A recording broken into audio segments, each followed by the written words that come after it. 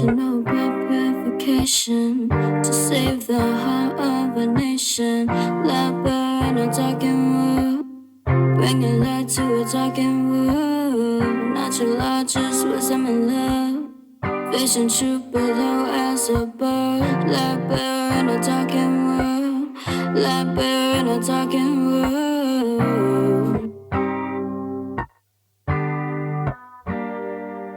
Welcome to the Affirm Life Daily podcast. We have a special guest today, Cory Endrulat with Nature is the Answer. This is going to be exciting because he is super knowledgeable, super educated in so many areas and so many facets related to natural law. So I'm going to really kind of ask him some broad-based questions and then let him dive deep and kind of go in the direction that he wants to go so he can educate all of us on, so many different, like I said, so many different facets of natural law and how nature really is the answer to our problems that we're currently having.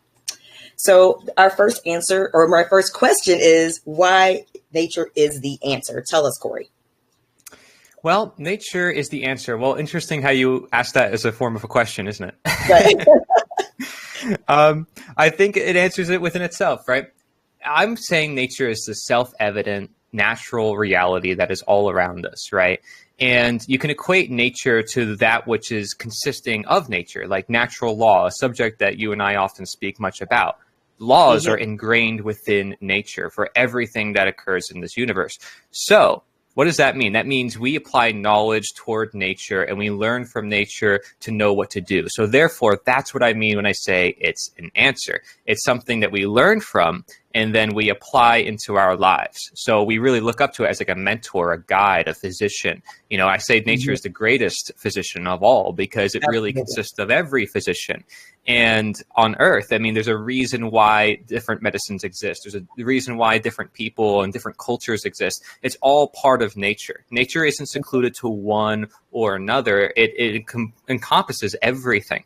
And that's why there's still laws that are being figured out. There's still laws that are being discovered and understood over time. And that's why I think you and I, have a deep, gratification and understanding and trying to find out what is this thing called natural law, more specifically natural moral law, and how are our actions resulting in the world today? How is it manifesting in the world today? Are we creating our reality through our minds and what we think and how we act? We are. And by seeing that in a long scale of time, we could say, are we receiving order or chaos? Are we learning our lesson? Are we learning from history for the future? Or are we just repeating history time and time again because we haven't learned our lesson yet? This is a matter of us understanding, you can say, these behavioral, moral, natural laws that are at work within society, how we actually create order within the chaotic order that is nature. It's a chaotic order because sometimes it's hard to put a nail on what exactly that order is, but we can sense some aspects of it, right? Like the sun and the moon goes up and down. There's certain things, it's like some things are obvious. Other things take time. And karma, as you would know, is another word for natural law. That can take time. It takes time for us to learn from the effects of our actions. It may not be immediate. A whole other lifetime. Absolutely. So nature is a practice. It's not just, a physician. It's an art because we are nature. We're part of it. So we're really learning ourselves by learning nature at the same time. It really is a mastery. And, looking back at ancient philosophy, this is how some of the philosophers approached it too. They said, this is a mastery. It's an alchemy, right? Yeah. It's amazing in the way they looked at the world of nature. It's not just some trees and some material world. It's like, no, there's so much going on. It's mysterious. It's like, what is this reality we've always lived under? And that's what I mean by nature. It's this all-encompassing infiniteness, not limited to any definition, not limited to any man-made constructed medium or man-made thing or law, no, but seeing beyond it and always seeing beyond it because there's so much more to this reality we're still just trying to figure out. That's very true. And I feel like so many people don't see themselves as part of nature. They see nature and then they see themselves. And that drives a huge disconnect when you are seeing yourself as something separate from nature. Yes. Yes. And, it's interesting because the man-made things that we create can give that illusion of we're separate from nature because now we have technology and we have these things, but they're still within the same reality. And they give us the illusion of like, well, we're like, we're indoors, we say, it's like there's the outdoors, but there really isn't any such thing as indoors or outdoors because you're still in the same reality. We say these terms only because we built these buildings, but all it takes is one storm for it to go away. And it's like, yep, this is what's here all this time. And so that's what we figure out over time. It's like, there's these laws that underpin everything that we create, especially our man-made laws, right? It's like, there's these natural laws that underpin the man-made laws, and therefore the man-made laws depend on the natural laws. They would not exist without the natural laws, right? So the natural laws are like the foundation. If you don't understand the foundation, well, then what's going to happen? The whole building collapses. It's just that simple. And how do you relate that to morality directly? When it comes to natural law, I like to explicitly say a natural moral law to emphasize morality, right? When we're talking about the effects of our behavior, I say that we learn through time. This goes for anything in the world. So, it can be a physical law as well. I think when we're talking about behavior, we're talking about the mind and why people act. We're talking about psychology. So it tends to get into the realm of something where people, may not want to understand it or easily understand it as a physical law. Because physical laws are very obvious in front of our faces. Much like how I talk about like chattel slavery and I talk about like ball and chain slavery, that's very obvious. Like you can see someone's a slave, but it's much harder to understand mental slavery or covert slavery, the slavery that like you can't really see because it goes on within many individuals perhaps nowadays, or maybe even within yourself and you don't see it in yourself. So there's that psychological component, and that I think is what really hits it on the nail when it comes to morality. We're looking at the psyche and how it operates and why people do what they do. And a lot of people may operate out of ego or insecurity or abandonment and self-loathing and all these things, dishonesty. And if you live in a world of other people, exhibiting some of these traits, they're going to maybe raise you into that environment, and you're going to think that's natural. You're going to think that's normal and necessary. But nature will challenge you over time with the effects of your actions. Right. And show you, hey, you got to keep that ego in check. You got to make sure you watch yourself. And then you're like, oh, darn it, I thought I was all high and mighty, but I'm not. You know what I mean? So this is what I mean by morality. It's a bigger picture worldview than just, how do we like define it explicitly and really get clear on what exact philosophy. No, it's a study that takes many, many years, and there's many different translations that will always change through time. Our learning is always evolving. And I think teachers like Mark Passio are just part of that continuum, because you have, like in the 1700s, 1800s, this idea of natural law and natural rights arising, even though those were ancient concepts. But they arose because people were like, man, we need our freedoms. Like we realize slavery is bad. We realize, monarchy is bad. Why is that? Because we realize we're meant to be free. And why are we meant to be free? Well, that means that there's natural laws that tell us we're meant to be free. And so they started using these terms a lot more. And now as we evolve more and more, we realize, okay, what are really these terms? Can we get more definitive about them?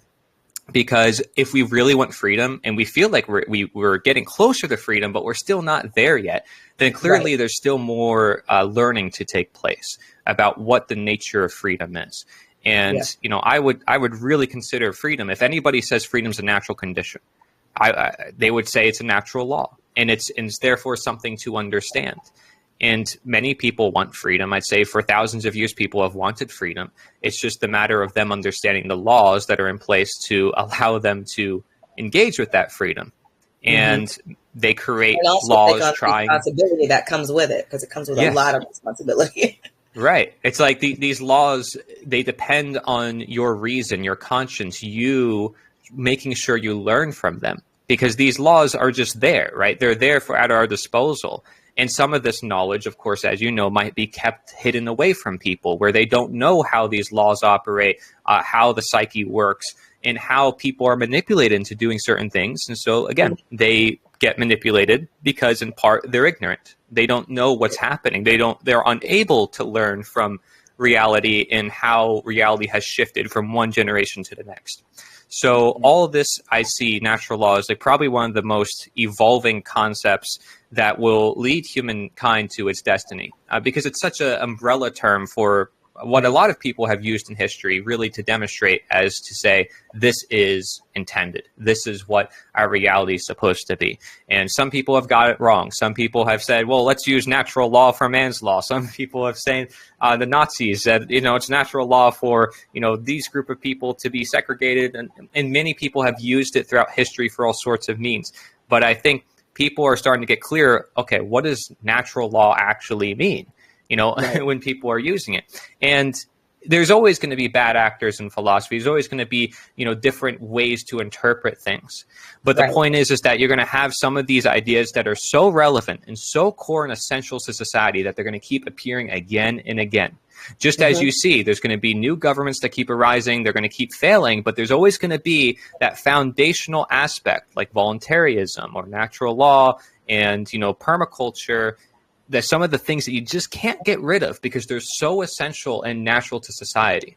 Mm-hmm. That's what I mean. Again, by nature is the answer. And that's what I mean by morality. It's something that you learn. What is right versus wrong? Well, you learn that by time. You can't really say it's fixated because once you get stuck, it's like, oh, shoot, I was wrong. And then you end up having to make a new definition. And you find out all these gray areas. And that's because it all requires knowledge and understanding and evolving. Yeah. So it's not that we can't define it at all. It's that our definition is evolving and that we should try to get principles and try to be clear on what we're trying to do in this life. But we just can't get stuck and say we've got it all figured out. We know it all. And therefore, everyone else is wrong. We have to be able to have an open mind, but be cynical enough to say, this is the path we should take, right? Otherwise, what are we doing? We're just doing what feels right. We can't go based on feeling. We have to work with what we know. Discernment is huge. And I feel like that's so lacking in society now, just discernment. So people do get easily led astray, easily led off track. And then they also lead themselves astray. I feel a lot of times just because, okay, you have these, strong egoic desires or needs or wants, and you find a way to justify doing wrong to people or stealing from people to get it. And I feel like that's kind of where we have to hold ourselves accountable in order to really get where we're going. Because I'm a big believer in look at the fruit that it's bearing. Whatever you're doing, or as a person or as a collective, what is the fruit that it's bearing? Right. Is it something harmonious? Is it something peaceful? Is it something that produces more growth? If it's not, then you need to take a look at what you're producing, because the output tells you a lot. What the fruit that it bears tells you a lot. That's kind of definitely a principle that I try to live by, looking at the fruit, even when I'm looking at myself for, self-improvement. Okay, look at the fruit that I'm bearing right now. I probably shouldn't be doing this. It's probably not the direction to go. And, isn't that interesting? Like people do that in their lives all the time, and they may not even recognize it, like what they're actually doing in that process. But in order to actually choose a desired outcome of any kind or a better outcome, you're purposely saying, okay, I have knowledge here and I have ignorance here, and I'm recognizing my ignorance and I'm attaining more knowledge. And so you're basically utilizing the laws all the time, whether you recognize it or not. But once you really tap into it and you're conscious of like, okay, this is what my psyche is doing, this is what the laws are doing, then you start to get a better grasp on things, which again is like this art of alchemy and philosophy. The whole point of these was created so that there can be an alchemist or somebody who's able to wield the elements, and be able to turn anything, transmute anything into any form. Take certain scraps and certain metals and turn it into gold. It's actually an analogy, and Taoism is like an analogy to say like you can transform your mind into any state if you have the willpower to do it. If you recognize your emotions, all those things, you can transmute those things. Yes, like you can realize your mind is in control. So if you're like, oh man, I'm depressed, I have anxiety, I have all these problems, you start identifying with the disease and you feel like there's no hope. You're creating that for your reality even more. You're just digging a deeper hole for yourself when you, in reality, you can realize the power of your mind says you don't have to be in that position, because the nature of your mind is that you have the ability to choose the path you want to take. Now, there are going to be pressures and there are going to be things that definitely push us down, but it helps to have someone like us, doesn't it, to say, hey, you can do this. You can push through it. right? And now, we have a society that says it's okay to be obese, it's okay to, to do this or do Everything's that. okay. Just self-destruct. Yeah. That's cool now. Yeah, it's totally fine if you poison yourself. But no, Right. it's like, but we're not saying that. We're saying there's a line, there's a boundary. That means there's a principle that we have to follow. And because we live our lives by principles, we know what we should do and what we should not do. And that fears some people who say, well, you're too strict, or, you want things your way. No, it's like we're applying knowledge to the scenario and we're open-minded, but we want to be able to go in a path that we know is not going to lead us astray. And that's why, like, of course we're going to be skeptical if there's a free vaccine going around. Of course we're going to be skeptical if there's some government that claims to control us, because we have this other knowledge that we're attaining. And we're seeking nature. We're not just seeking these man-made systems that are just coming to us right away. We're looking beyond. Right. Yeah, absolutely. Because if you truly, whether you're religious or not, I mean, I'm personally not spiritual, but not religious. But if you believe in God being all, it's kind of inherent that the solutions to your problems are going to be found in nature. You're not going to need to create a synthetic drug because it's been provided for in nature, whatever you need for healing. So, because I'm big into herbalism and things like that. That's actually a goal of mine, to become a certified herbalist, because it's transformed my life. I don't even take, ibuprofen anymore, like nothing. And like is it a surprise that many of the folks who study natural law are also into natural medicine? No, yeah, exactly. It's not as. It just makes logical sense. Right. Exactly. And why is that? Because they understand reality from a deeper perspective, realizing that what we create is limited in form, or at least the product of something much more. It's like these man-made drugs come from nature. They're just extracted from nature and manipulated from nature. So when we just understand where they come from and understand that all of it came down to this one source, it's like, oh, wait, why don't we just work with the source directly? It's the same thing with like all these in the 1700s and the 1800s, again, with the advent of natural law. Many people like Thomas Paine, Voltaire, and the deists were like, why do we need a middleman between us and God or the creator? Why can't we just have a direct relationship with the creator ourselves? And so then, they started printing Bibles, and now everybody, started to become their own priest. But before that, it's like, oh, I need to make sure I ask my priest for permission. I need to make sure that I work with this middleman who claims to be the person that I need to talk to in order to get to God. Right. So you just see this transition in society toward individualism and people taking life into their own hands. But at the same time, you're going to have this polar opposite of, these collectivism that's going to be pulling people saying, well, no, it's okay because we have technology and all this convenience. It's okay not to take care of your own lives. Right. And so it's quite an interesting turnout to see how history is moving in this direction. But I will say these ideas are inevitable, as I mentioned. And collectivism, is always going to exist in different forms too, right? When I say that, I don't necessarily mean it's a bad thing, people coming together. People can come together all the time, as we are right now, voluntarily. And we're not violating anybody's rights. But in history, there has been many attempts where people say, well, for the greater good, we need to violate this person's rights. We need to conquer this town, this city, make them slaves, and then we'll be rich and everybody will be prosperous if this one section of society is enslaved. It's like, to us, it's like barbaric and crazy. And that's because we're past that stage and our knowledge has evolved and we realize we can live without it. And all of those parts are so essential, which is why I mentioned to you permaculture, because you can see something in action that says, wait, this is what's possible. Just as like you can show the slave owner and say, hey, slavery is not possible. You can show the gardener and say, hey, even farming is not possible. All the people I know who do permaculture aren't farmers. They're people who are just everyday people who worked intelligently with nature to where nature grows food without effort. So can you kind of go in depth and explain voluntarism and permaculture in more depth? Well, it's funny you mentioned those two, because those two, I would say, are the future. At least from my understanding, these two are the things that are going to free us. Now, of course, there's a lot of other categories and isms and ologies you can probably throw in there. But, from my understanding, Permaculture is a growing field of expertise, and it's been growing for a long time. But I think it's going to have like really big growth spurts. Same thing with natural law in certain time periods of need, and when society goes down and so forth, where people realize they need to be self-sustainable. They need to work with nature and grow food in the easiest, most productive way possible. And there is no better way than through permaculture, because what you're doing is with food forest, which is one aspect of permaculture that I particularly focus on, Jim Gale and many others in Florida focus on.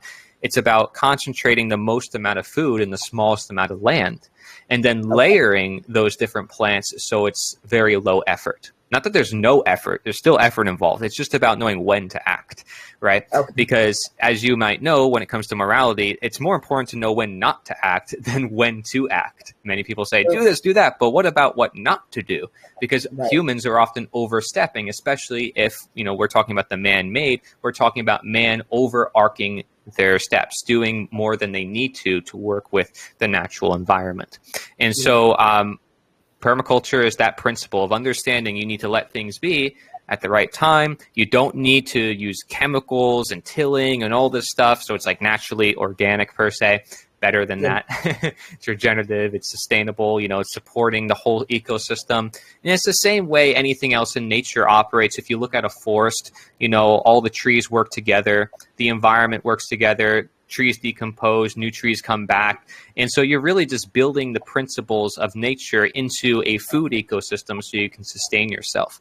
And so every family, if everybody grew something, even if it wasn't done with permaculture, I mean, we would be very much more self-sustainable in this country and around the world. And people would have much more care toward their environment. They would be more socially connected with their neighbors, with their community. They would be much more local economies. We wouldn't be worried about the environment and all these different problems. Most of our problems can probably be solved just from permaculture. But the other aspect to it is the intellectual aspect of it, which is where natural law and voluntarism comes in, because it's understanding why you're doing that. And, I think that is so core. It's why I think a lot of the natural law community and freedom communities are learning about growing food. Even people in medicine, are recognizing, wow, we got to do this. And then vice versa. These communities are basically coming together because they realize their essential need to work together. Like food, health, philosophy, all these things tie in together. And they're not just like separate boxes. And if anything, if we call them natural and we say they're essential and we say it's the best for everybody, then they should tie in to everything else into society, right? Yeah. So permaculture is all about stacking functions, utilizing the principles, learning from the food forest, implementing them in our backyards. And then voluntarism is the idea of we can live in a voluntary free world. We don't need slavery. We don't need coercion in any form. Okay, we can live free with each other voluntarily, recognizing the principle of self-ownership, which is the idea that I own me, you own you. Do not transgress against people, peaceful people who've done no wrong. They don't deserve it. And so when a government claims, well, we need to tax all these people, we need to take their money for these people, they're involuntarily taking people's money. And, these are peaceful people just living their life. Why are they compelled and coerced to do something against their will, to give up their own money that they earned for themselves? That violates self-ownership. So when we understand self-ownership to the greatest extent, we say, no, we're not going to put up with this. We're going to live in a voluntary world. We're going to show by example, and permaculture is one of those ways we can show by example. We don't need to be dependent on you for the food supply. We can grow our own food. It's just one example of, I would say, the practice of voluntarism and action, and saying, hey, we don't need to be dependent even on corporations if we understand that we can educate ourselves and empower ourselves. So, and I'm not against people coming together, corporations and organizations voluntarily choosing what to do what they want. But, I'm not a fan either of corporations taking over all the industries and telling people, you have to rely on us for the services, because true freedom has to be in all aspects of life, whether it's health or, food or philosophy, mentally. But mentally really is the root to everything, which is why I think so many people in our community, once you start understanding how the universe works through what you call natural laws or voluntarism, and understanding how the psyche works, of slavery, the nature of it, which is why I wrote my book on it, right? Just understanding that topic alone breaks open everything, because you understand the roots to what's holding society together. It's like, why are we in the system? What are we doing? You know? Exactly. Yeah, I've been reading your book, and I really love the way, I mean, you break it down so clearly.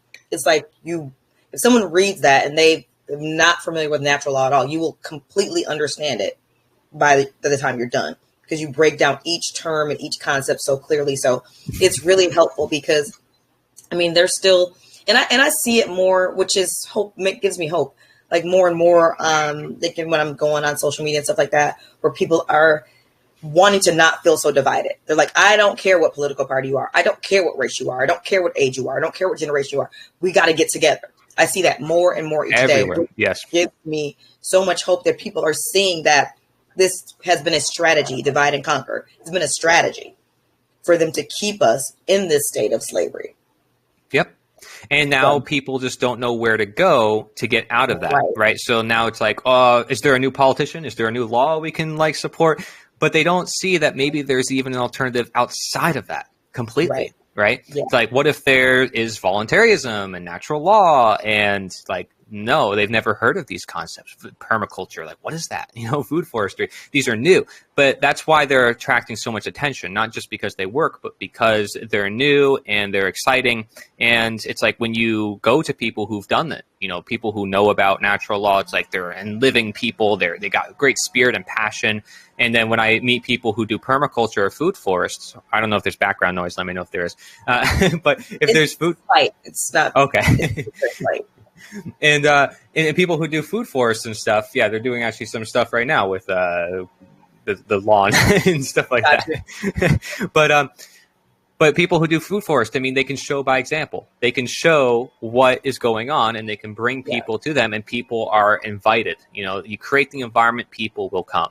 And that's why I think we have to integrate these ideas together, which is why I shared with you, you know, a community center. That's what I'm trying to create in my area. A place where people can come and see and learn about all these ideas. Now, you know, I've met people, just for some side note, I've met people, you know, from all different groups. I've networked with everyone from commissioners to people in government, because I want to be for everybody's friends, right? I don't want to necessarily take their money. I'm very honest with them about that, because that's like dirty money for me. But I do want their support as a human being, right? As somebody who I still care for you. You know a lot of people. You have a lot of connections. A lot of these politicians do. You know, and hopefully they're not lying to me or being dishonest just for a vote, because I'm not going to do that. But, you know, as a human being, they do have resources. They do have people that they know, because that is all of society looks up to them and puts them in that position. Same way an entrepreneur or an influencer would be. So I connect with everybody I can connect with. Some people are focused all on money. Some people have certain structures that they want to do. And I'm like looking at it, I'm open-minded, but to me, it's very important that we talk about philosophy. Yeah, a lot of people want to grow food, and I'm all for that. And I want to create a space where we can, you know, show people how to grow food and all that. But it has to also include, you know, voluntarism, all these different ideas, because they've never been introduced. And I just want people to know about them. Not that I'm saying this is the only way and that everybody should follow me, right? But it's more so, I just want it to be there for people, because it just isn't even there to begin with, right? So I would welcome everybody's ideas. I just don't know if everybody is okay with that, because, you know, some of those ideas might be extreme, you know? So I've had to, you know, sort through different people and see, because not everybody's necessarily open to every idea as much as I am. Like, I can talk about anything with anybody, because I know my own mind. I'm not fearful. I'm not insecure. I can talk with anyone about anything. You know what I mean? But somebody who's insecure is like, I got to be right. It's like, they got this huge ego. No, it's like, I don't need to do business with that person. I want to be with people who care for others, who care about what's going on in the world, and therefore is willing to discuss anything that anyone thinks is important or should be discussed. So if that means flat earth, I'm okay with talking about that. You know what I mean? Some people are going to be like super triggered. I can't talk about that. Right? Yeah. It's like, nothing's off limits for me. I know that might be like so sidetracked. Oh, it's not important. But no, it is important to some people, and for a reason. I like to know, why is it important to people? So people out there might be listening right now. They might care about healthcare. They might care about protection and protecting the borders, whatever it is. I care that you care about these things. I want to get deeper into understand why you care about those things and how you're going to go about with your care of those things. I'm not going to shut you out and say, oh, you don't know anything and I totally disagree with you and, you're getting political. Not necessarily, right? I want to open the doors. And so that's what I want to do with this community project. I just want to make that intent very clear. Got you. So can you tell me more about the community project? Or just because I'm trying to really kind of give people more of a model, like how do we move forward, all of us? Like you're doing something, I have my podcast, but, a lot of people, I feel like they do want to help. They do want to be a part of moving society forward, humanity forward, but they just don't know really what to do. That's a really good question, actually, because I think people should just do what comes best to them in their own environment, and they have to really tune in with themselves to figure that out for themselves. Because I just started producing content on my own before I got involved with like Mark Passio and his community, which was like the first community I connected with. And now, I'm in a bunch of more communities now that I've connected here and there and gone around. But I was just producing poetry and writing and speaking, and I didn't care if everybody watched it necessarily. I was getting better with my production because I was practicing and I wanted to make good content, but I wasn't beating myself on the head saying, oh, I'm never going to be able to do it and I don't know enough. And I see a lot of that when it comes to action. People are very speculative and it makes them hold back on what they can already do and what they already know, which can be already a lot more than the average person. So they already have something to work with. Now, it's not to say you shouldn't take more time to study, but there's no reason to start putting something out already and being honest about what you don't know. There's plenty of things I don't know that I'm honest to, such as permaculture. I don't know much about permaculture. I want to start a permaculture project, but I'm not claiming to be the expert at it. My friends are, and they're going to help me design the land. I'm going to learn in the process while I do it. And I don't think that's an issue. I think, if anything, that's good because then I can document it, I can show it, and I'm very honest about that, right? So, you were asking, the first question was, about the project. So let's tone in on that one first. If somebody's trying to start up a land project in the area, I would highly recommend it. But the first thing to do is start events. Find a local business that is very like-minded, that would allow you to do events at their business. It would give them free advertising. It gives you free advertising. And it basically is a way for you to connect the community. And now I'm doing events every fourth Friday in Tarpon Springs. How did you grow your audience? How did you get people to come to the events? What did you do to advertise for them? And I've noticed, some people struggle with this part too. So I made a video talking about how I network. And I must admit, I'm in a rather active place. Tampa is the fastest growing city in America. But I think you can do this anywhere, because when I was in Pennsylvania in the mountains, I still connected with amazing people just from outreach. So just from outreach, you don't have to do events right away, but just from outreach, you can meet people, and then those events will come along the way. But one way or another, you want to get events up and going, and then that will spring up even more people. And now it's we have people who come to our events, and literally every single event we do, we get a new speaker who walks in that door. So it's not even I'm looking for speakers. The speakers kind of come to me.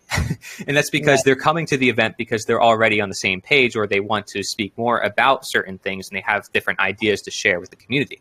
So I've already gathered, a good couple hundred people just over the past couple months, I would say, in my network. But then there's a bunch more, thousands in the whole state of Florida.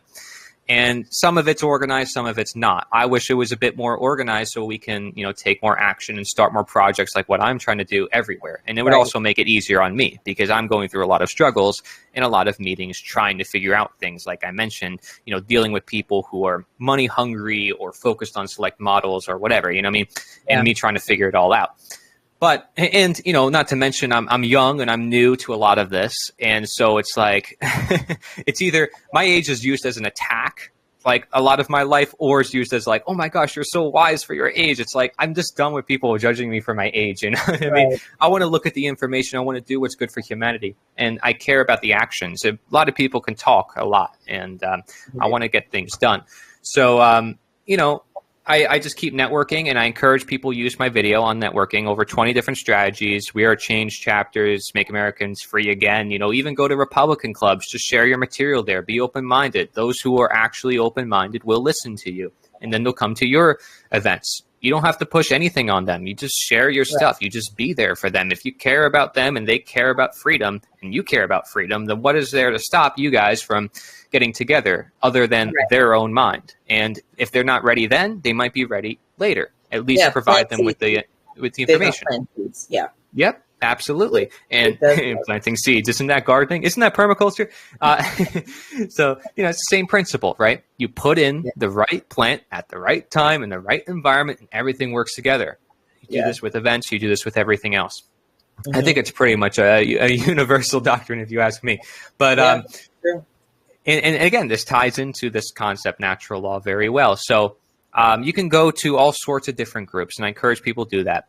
And when it comes to content creation, by the way, so everything will kind of manifest on its own. If you start doing events, you start meeting people, they start sharing their ideas. I wouldn't have started this land project if I didn't visit Jim Gale's Food Forest Abundance, St. Cloud location, and then met all these people who say, yeah, we want to prepare and we want to grow food and we love that. I wouldn't have been like, okay, maybe we should start that if I didn't have all these experiences. Now, I was probably destined to do that because my name is Nature is the Answer. But still, you get the point. A lot of it came together spontaneously because I simply opened the door. And I think, that's another hard concept to grasp sometimes in business because people want things very strictly planned. Like it needs to be like written out in detail. But in reality, this community is also very open-minded and awesome. So like if you just open the door and provide opportunities, people will step up to the plate and be like, I want to help. I want to volunteer. I want to make this plant. Almost all the food forest tours I go to, people are like, yeah, this plant was donated to me. It's like, yeah, because everybody's just super generous. They want to see this happen. Now, one day it'll be mainstream. That won't be the case, maybe as much. But people right now are in dire need for this type of thing, whether it's voluntarism, a new way to look at the political realm, or permaculture, a new way to look at growing food. And so when it comes to content creation, people should watch my video on different tips for content creation. I go over a bunch of resources as well. And, I have everything on theliberator.us, which is my main website. So theliberator.us, you'll see a learn page and an action page. And I encourage people to start producing content. Produce, like I said, what your heart says you should do and follow through with it spontaneously. I'm very much into the spontaneous rhythm of things. Let things flow. We overplan, we overcomplexify, and I think that can get in our own way. You know what I mean? When we can start producing content. Exactly. And start becoming the reasons why we can't accomplish what we're trying to accomplish. Exactly. And that's it. My philosophy is like, just do it. Someone tells me to do something, I do it. I write it down, I schedule it. I don't have to worry about it. It's off my mind too. And I just do it on that time. It's over, right? Right. And then things that are really important to you are going to appear again and again in your life. And you're gonna need to address them because it's becoming so apparent. So it's like, why worry? You don't have to worry so much. Yeah, no, I agree. I mean, I definitely feel like too, the universe can be so supportive if you allow it to be. Like there's so many just people that I've met and experiences that I've had, so many synchronicities just supporting what I'm doing, supporting my energy, supporting my efforts, supporting my vibration.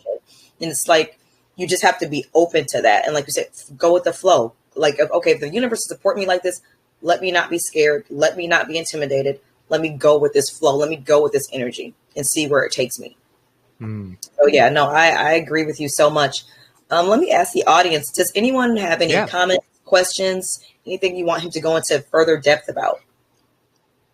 I do. Peace, Cory. What's going on, man? How's it going? Everything's cool. I'm Soul Expression. I was actually Cynthia's last guest. Yes, so this is pretty cool. Phenomenal. He's a meditation coach.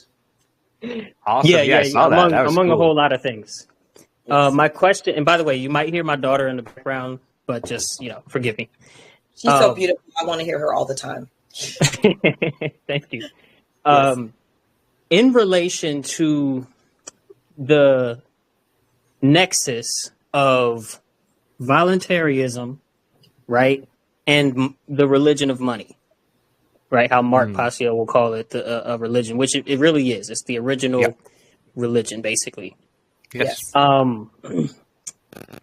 My base, I'm writing a book right now, right, on the topic of your Great. inherent infinite value and where that Beautiful. meets up with all of these belief systems, and the main one being, money and the worship of it, right? And I obviously am not stupid. I have nothing against the collection and use of money in today's world, but I do see it as a completely unnecessary tool that never has to be used, and if it is used, can be used for very short amounts of time and then put down when it's not needed anymore, because there's no real such thing as monetary value of anything, right? Not minerals, not paper. There's no real such thing as monetary value. There's nothing monetary in the natural world, right? Sorry, I'm going off on a tangent. I just want to explain my question. Yeah, no, get it. Right. Our work is the value. Our connection is the value. So anyway, my question, or if you could expand on your understanding of where we as a human family can, slowly, maybe in small communities at first, start to utilize things like permaculture and voluntarism and other aligned concepts to combat our reflex towards this, super ancient yet, I would argue, completely unnecessary religion called money. Yeah. And bear in mind, religions are binding on people, right? So they get people stuck and they feel like there's no escape. And so people make justifications for the things that they are stuck on. Again, much like mental slavery. I'm a slave. I'm meant to be a slave. There's no other possible condition. It must be this way. And when you understand that, I mean, it helps you understand everything else in your life. So money, we can be controlled by it. You can say you're a slave to money in many ways. And mentally, especially, because people believe it's necessary for pretty much everything. I mean, gosh, I can't go, take a piano lesson or all these other things I want to do because every little thing costs money. And I admit, I'm a little cheap. So I like to go to free things. All my events I do in Florida, by the way, are free. And we do it for educational purposes. Now, it doesn't have to be that way. It can be to where, there's donations and so forth. The idea of voluntarism is important to understand that it means anything voluntary. So it could mean money. It could mean all these things that people may not like. There's always going to be things that people do not like. But what you're hitting on goes even deeper than voluntarism. It goes into, that's why I talk about Taoism. It's like, to me, these are deeper concepts I think that are going to come even later than humanity understanding voluntarism. And the reason why I say that is because they're more at the foundations to reality. As you say, there is no value in these things. I mean, if you go back to anarchism and some of the foundations of it, which again, anarchon just means no rulers, voluntarism being basically the rebrand of it, because many fake anarchists are out there basically with bandanas throwing fires in the streets. That's what I mean by fake anarchists. 100%. The real ones are engaging in philosophical discussions like this and trying to figure out solutions to the world that are not based on violence, that are based on voluntary cooperation. You have people like Pierre Proudhon who talk about what is property, and you have this big contention in the late 1800s after the abolitionists who I study, who talk about these problems with capitalism and money and the exploitation of workers, and that's what led to the rise of socialism and communism. And a lot of them suppressed anarchists like Mikhail Bakunin, like Karl Marx would basically kick them to the curb. And Bakunin predicted what happened with communism, because basically Marx said if we make everyone equal and give everybody everything they need, food, money, etc., the government will basically dissolve itself and everybody will be free and happy. But the exact opposite happened. The government just got more power because who's going to redistribute that wealth? It's going to be the government systems that be. So you're basically just giving it into their hands. And so Bakunin basically predicted the rise of communism. He warned Marx. He says, hey, this is not the way to do things. If you actually want to get rid of the state and all these problems, you have to not give it power. You can't just, steal things from others to give it to others. It's not going to work that way.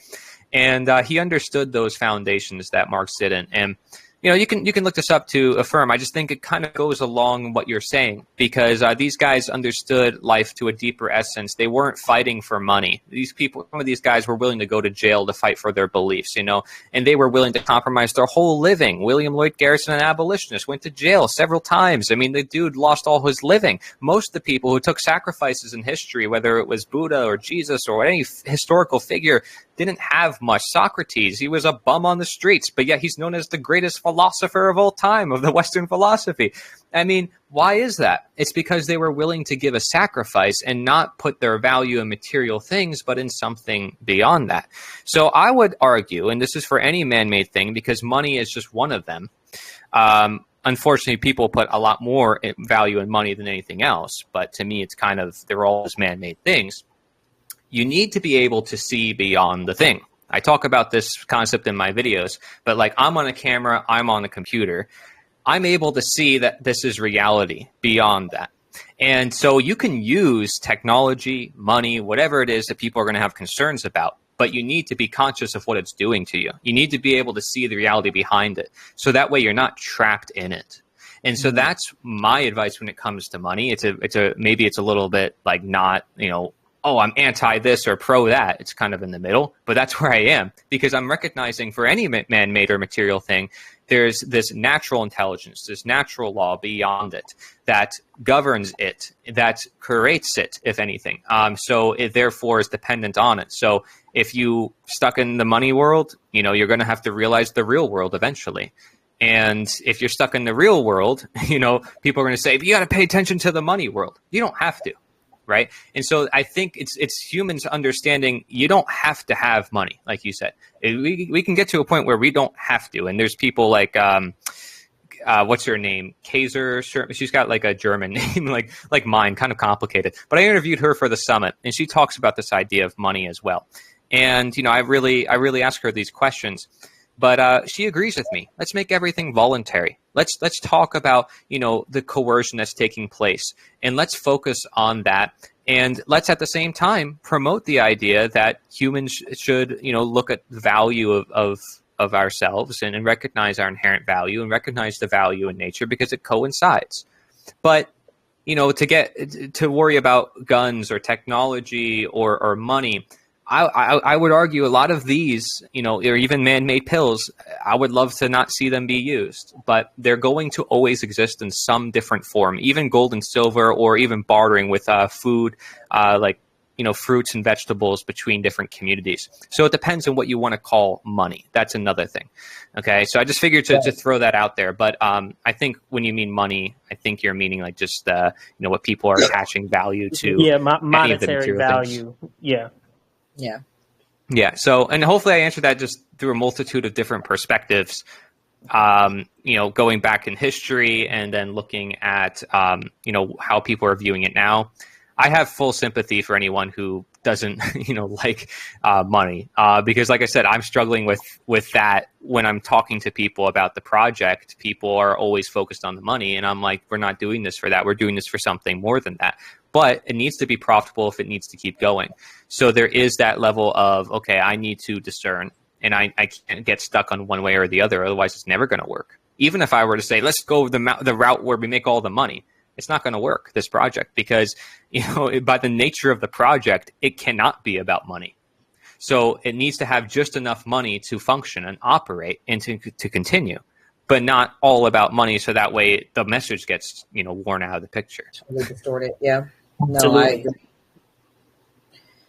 So that was a very good answer. I liked how you integrated so many different aspects when you're looking at money and the monetary system. So this will be my last question for you. I really want to know about the showcase, the Liberator 2 showcase. So tell us about that. Yeah, so the liberator.us, you'll see there's a showcase button, and it's like a yellow and black banner, and you can click on that. It'll bring you to the showcase. And also, if you sign up for our newsletter, I send out a newsletter every single week, and you'll see I have links for it as well. But anybody can get involved with that. 1-minute clip.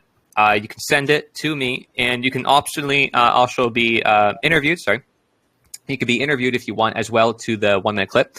And that allows you to share your work.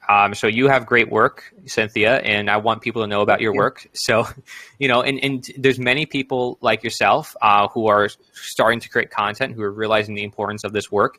And they all have really good content sometimes. It's like, wow, they need more attention. And so I think we all have to support each other in this cause. Yeah, and I'm going to do that, with everything I create, is try to make it easier for others. So this is one of my ways of, let's create a summit, but an easier format to where anybody can get involved. And so anybody who's listening can get involved. Just record a 1 minute clip of yourself answering the question, what is most important that people need to know? Whether it was one of the topics I mentioned here or maybe something I didn't mention at all, it doesn't matter. What is most important that people need to know? And we'll have a discussion. It'll be live streams, and we can invite you on if you also want to be interviewed alongside that clip. And so we're thinking about doing that in the next couple of months. It sounds very exciting. We're accepting clips right now. Okay, I will be sending mine soon. I'll ponder on my answer to fit it in 1 minute. So, but yeah, no, that sounds fantastic. I love it. And we do need to support each other in this community, because it can be definitely hard to get your message out. Even if you have a really strong message, it can just be hard to get it out there. So, Absolutely. And you've been doing this, the hard way, the long way, for years now. So, I have like mad respect for that. So, I'm kind of just getting started and everything, but I appreciate you, coming on, sharing your wisdom, sharing your knowledge, sharing your vision for humanity, because it's a beautiful vision. And I think we're going to get there. I think it might be a hard, difficult, long road, but I do think we're going to get there. I'm very hopeful of that. Yep. So. Yep. And I think it's important to really hone in on that message of, like, we're here to let people live their lives as they please. All the talk about money or anything else, it's part of the talk. Like even veganism, there's a lot of people also very passionate about eating certain ways. That's great. But let's try to stay focused on, what we're trying to do, which is we want people to live their lives as they please.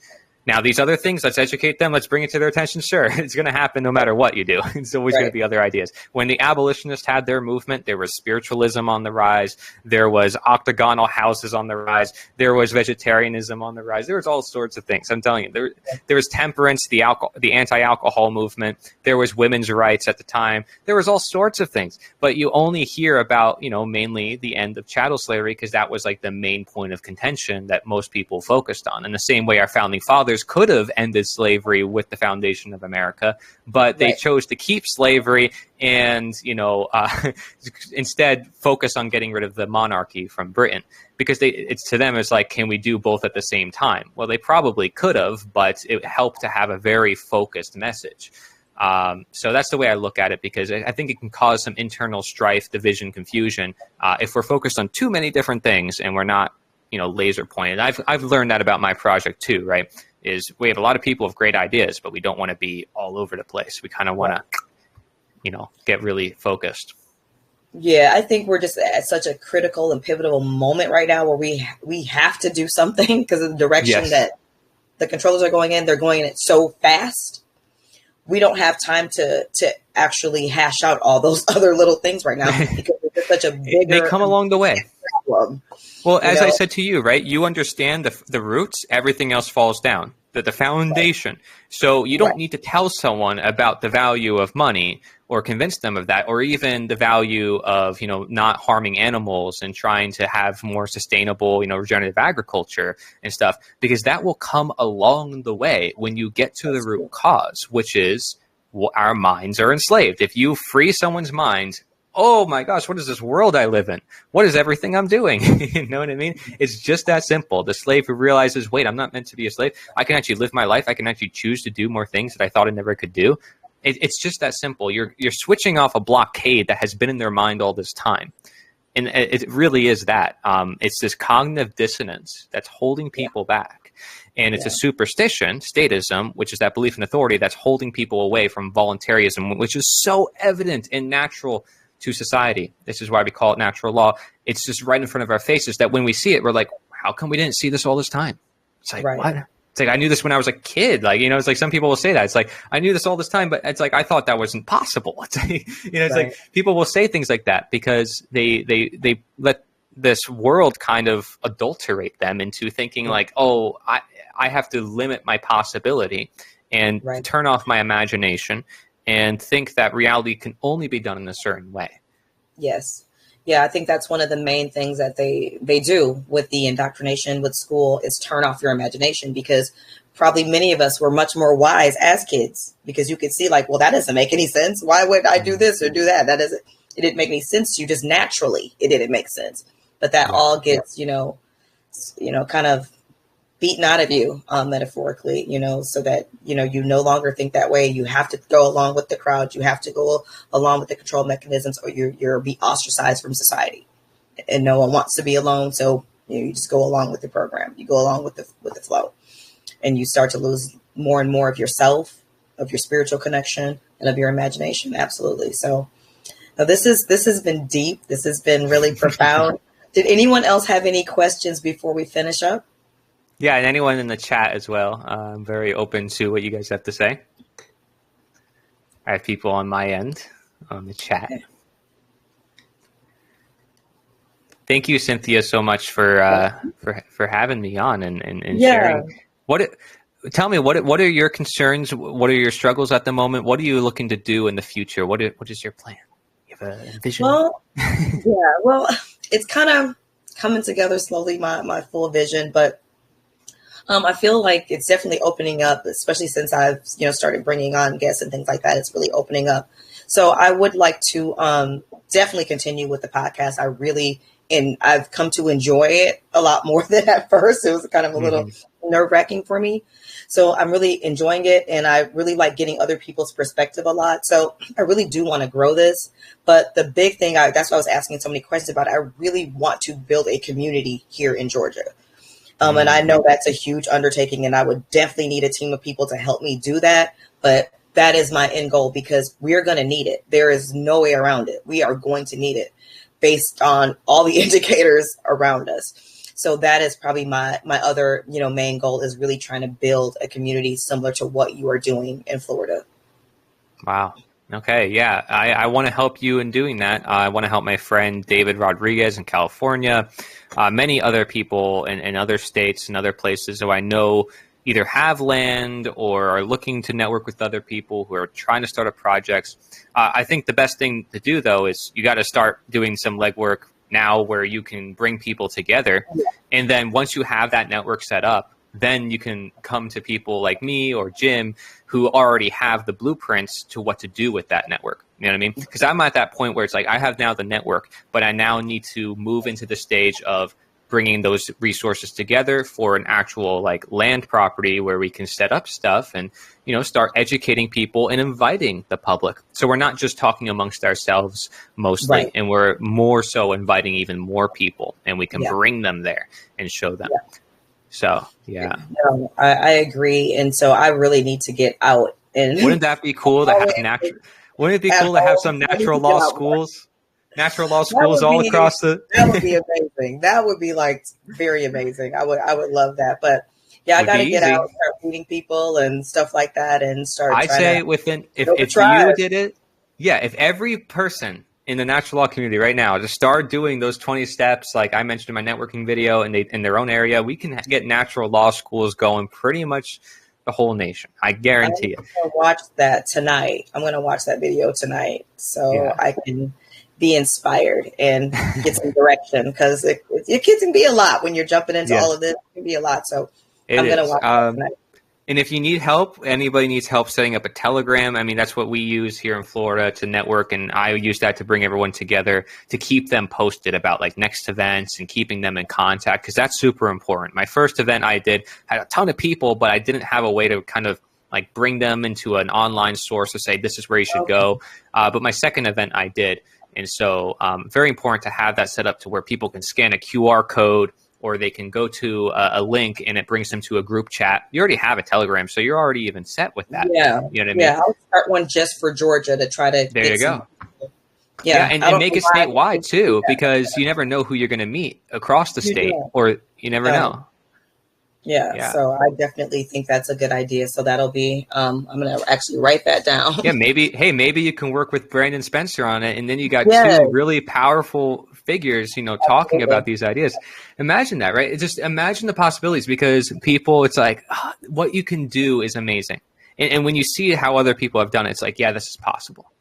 Right, right. Yep. Yeah. So you've been definitely an inspiration to me. Steve says such great things about, the work that you all are doing together. So Steve is here. Hey, Steve, you should say something. Putting the pressure on him. putting you on the spot, Steve. But yeah, He's like, no. I got to get my phone. Oh, shoot. No, I don't really have anything for the group, but I think Saul should submit a clip too. What do you think, Saul? Soul. We always say it's soul. Steve, I'm It's interviewing okay. you one day. People pronounce it both ways. My bad. Okay. I didn't mean to interrupt you, Cory. No, sorry. I'm just telling Steve, I'm going to interview you one day, man. It's happening. Everyone on my channel is going to know about you. You're a cool dude. You're involved. Like, oh my gosh, if I shared with everybody your first email you sent to me, it'd just be like, I think it made me almost cry. I mean, like, you're such a sweet guy, Steve, and very nice to meet your sister as well. Yeah. Oh, no problem. You can share whatever information you want. I'm an open book. I don't mind. Well, I'm not going to go too into detail, but let's just say, everybody, Steve is super awesome, and he's contributing a lot of great resources for our project. Yeah. There we go. Yeah,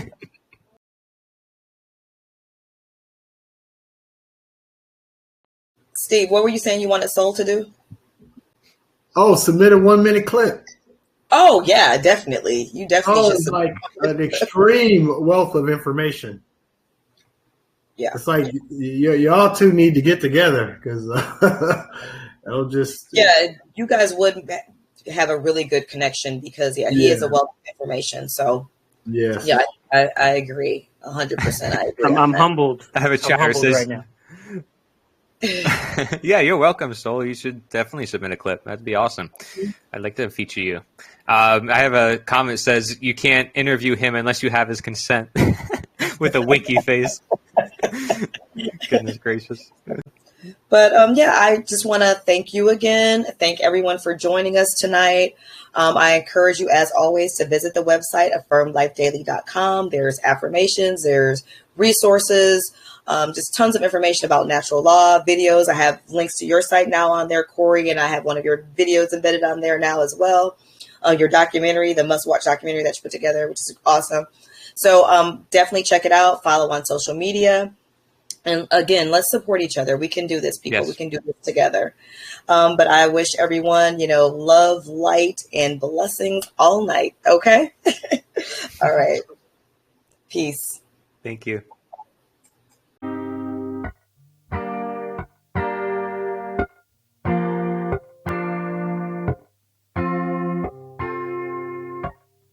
What you know about